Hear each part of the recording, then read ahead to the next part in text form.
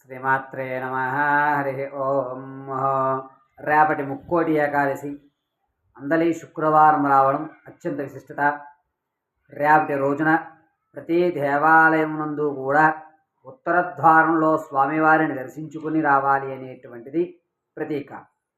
అయితే రేపటి రోజు మీ ఇళ్లల్లో వేకువజామున 6 గంటల నుంచి 7 గంటలలోగా నేతితో దీపారాధన గావించి తులసిమాల స్వామివారి మీ దేవతార్చనలో అంటే మీ దేవుడి మందిరంలో ఏ ప్రతిమలు అయితే ఉంటాయో వాటన్నిటికీ కూడా తులసి అర్చన గావించుకుని ఎర్రటి మందారాలతో అమ్మవారి పాదాల దగ్గర సమర్పించి శ్రీ లక్ష్మీ నరసింహ కరావలంబ స్తోత్రాన్ని విన్నట్లయితే కనుక అత్యంత శుభం కలిగేటువంటి వ్యవస్థ జరుగుతుంది.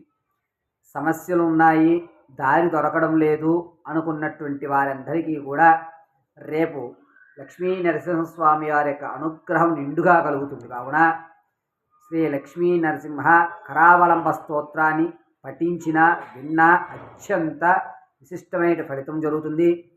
రేపటి రోజు మందగుంటిగా ఆరోగ్యం బాగోలేనటువంటి ఎవరన్నా పిల్లలు ఉన్నట్లయితే కనుక వారికి చక్కగా బెల్లము, తేనె, మిరియాలతో పానకంగా తయారు చేసి ఇవ్వడం చెప్పదగ్గ సూచన.